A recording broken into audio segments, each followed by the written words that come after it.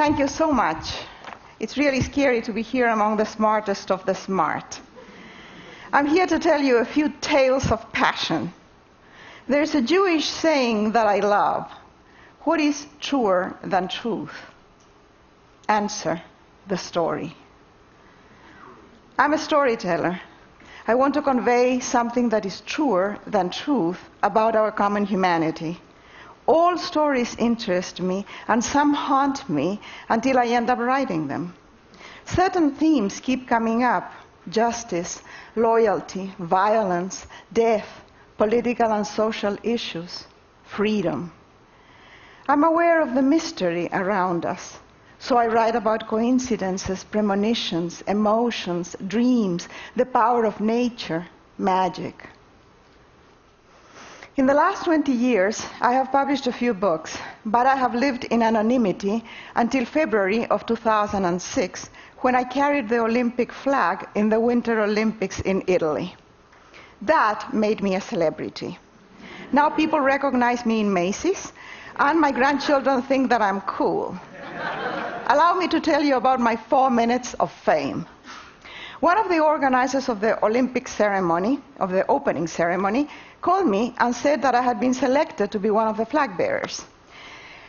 I replied that surely this was a case of mistaken identity, because I'm as far as you can get from being an athlete. Actually, I wasn't even sure that I could go around the stadium without a walker.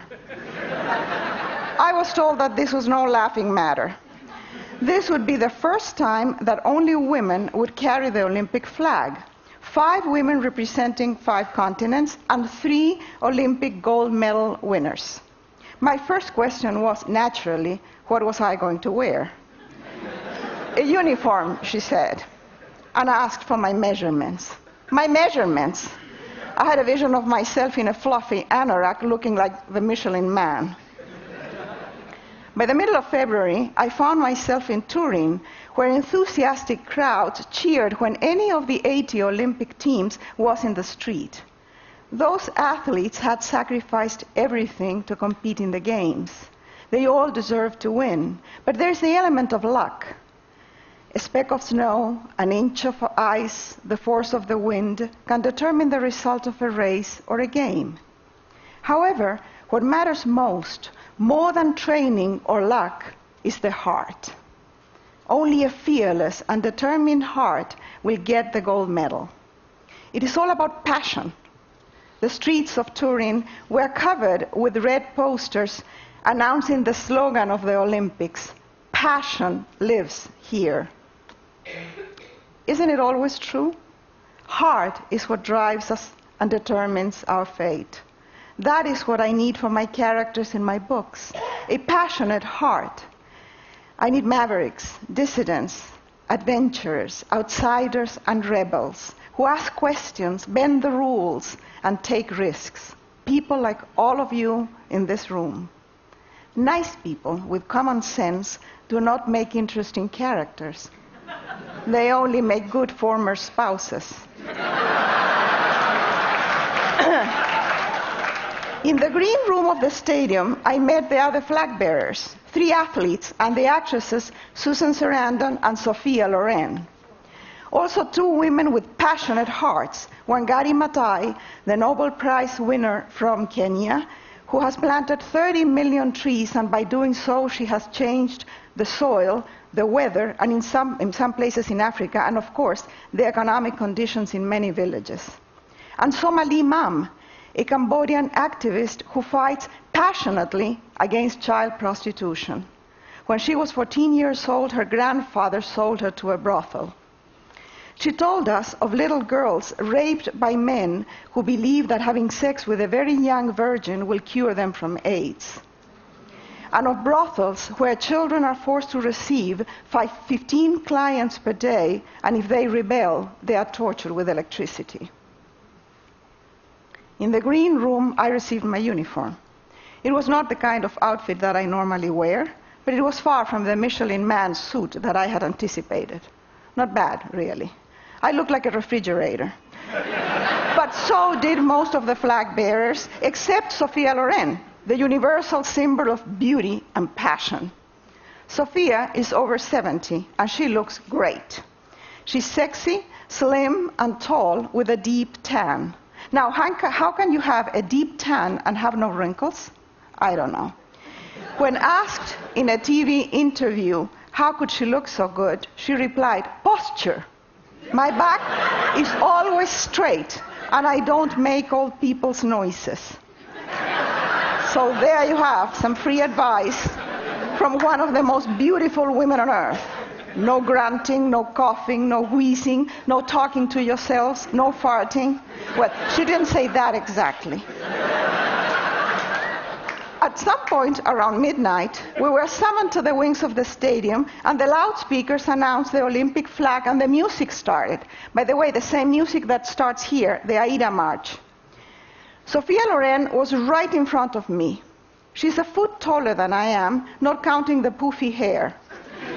She walked elegantly, like a giraffe on the African savannah, holding the flag on her shoulder. I jogged behind, on my tiptoes, holding the flag on my extended arm, so that my head was actually under the damn flag. All the cameras were, of course, on Sophia. That was fortunate for me, because in most press photos I appear too, although often between Sophia's legs. A place where most men would love to be. The best 4 minutes of my entire life were those in the Olympic Stadium. My husband is offended when I say this, although I have explained to him that what we do in private usually takes less than 4 minutes, so he shouldn't take it personally. I have all the press clippings of those 4 magnificent minutes because I don't want to forget them when old age destroys my brain cells. I want to carry in my heart forever the key word of the Olympics: passion. So here's a tale of passion. The year is 1998. The place is a prison camp for Tutsi refugees in Congo. By the way, 80% of all refugees and displaced people in the world are women and girls. We can call this place in Congo a death camp because those who are not killed will die of disease or starvation. The protagonists of this story are a young woman, Rose Mapendo, and her children. She's pregnant and a widow. Soldiers have forced her to watch as her husband was tortured and killed. Somehow, she manages to keep her 7 children alive, and a few months later, she gives birth to premature twins, 2 tiny little boys. She cuts the umbilical cord with a stick and ties it with her own hair.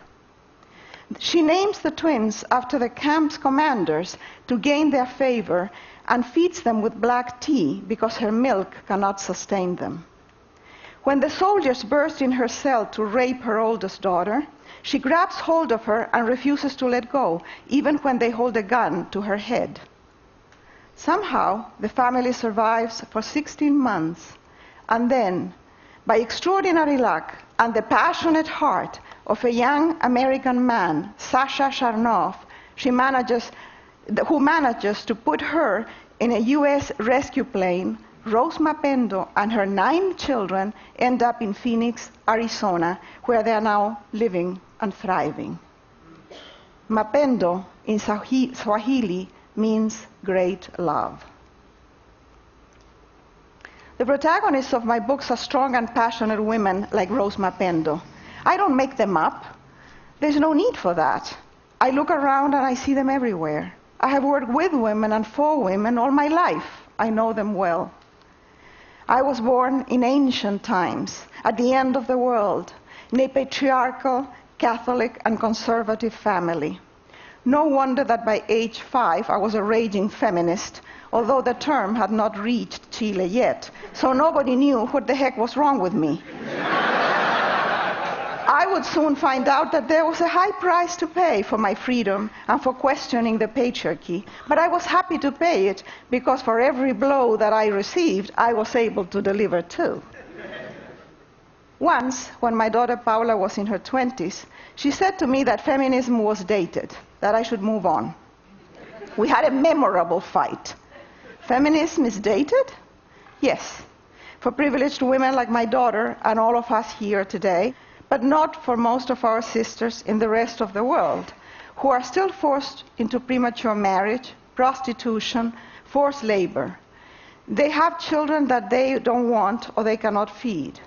They have no control over their bodies or their lives. They have no education and no freedom. They are raped, beaten up, and sometimes killed with impunity. For most Western young women of today, being called a feminist is an insult.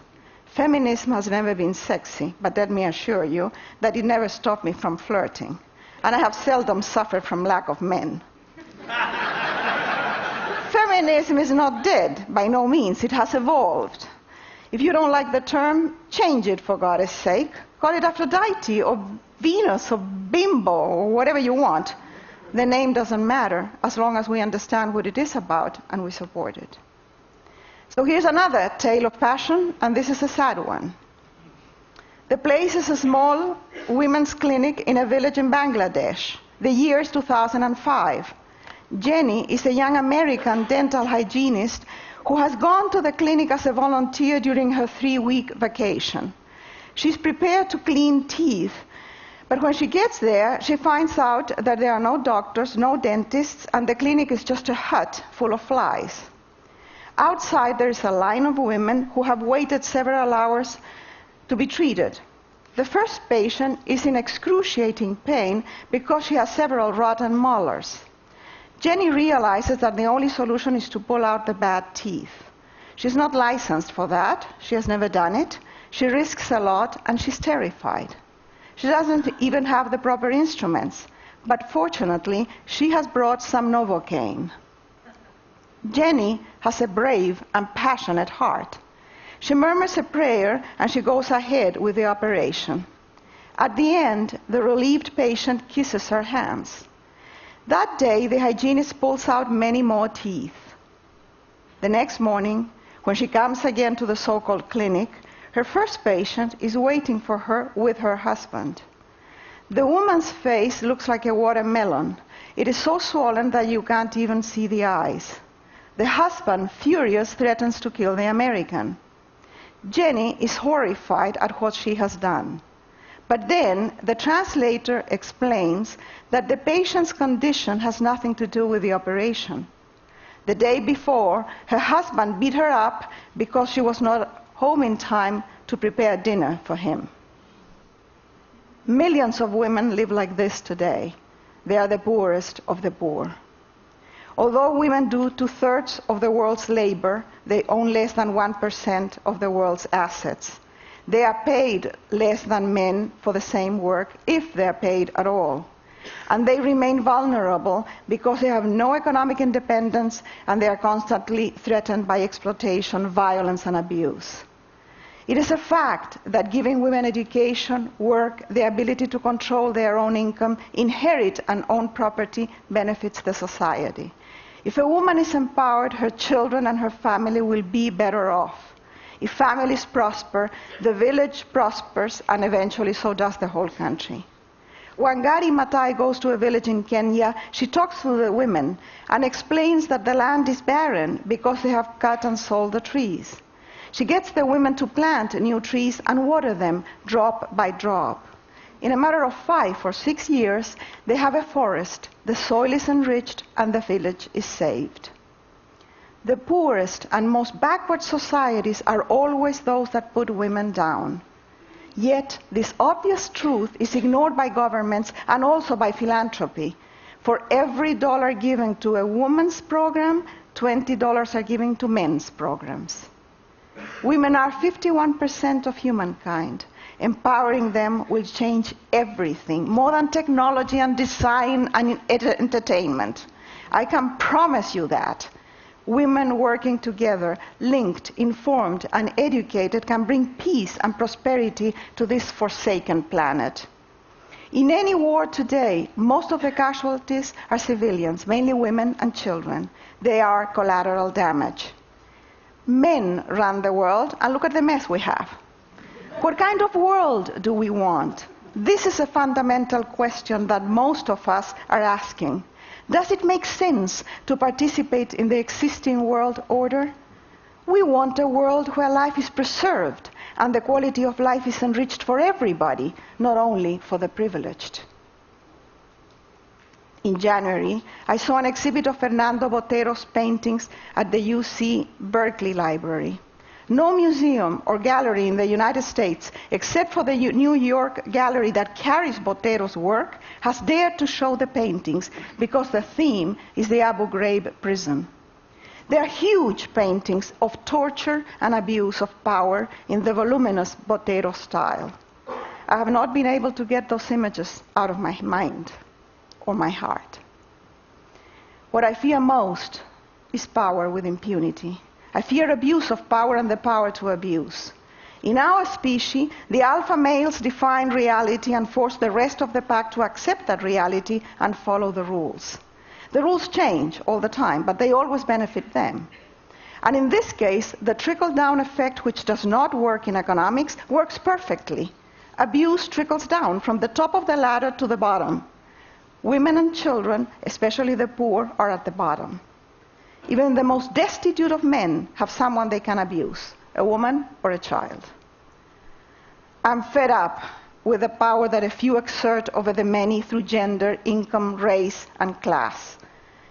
I think that the time is ripe to make fundamental changes in our civilization. But for real change, we need feminine energy in the management of the world. We need a critical number of women in positions of power, and we need to nurture the feminine energy in men. I'm talking about men with young minds, of course. Old guys are hopeless. We have to wait for them to die off. Yes, I would love to have Sophia Loren's long legs and legendary breasts. But given a choice, I would rather have the warrior hearts of Wangari Maathai, Somali Mam, Jenny, and Rose Mapendo. I want to make this world good. Not better, but to make it good. Why not? It is possible. Look around in this room, all this knowledge, energy, talent, and technology. Let's get off our fannies, roll up our sleeves, and get to work passionately in creating an almost perfect world. Thank you. Thank you.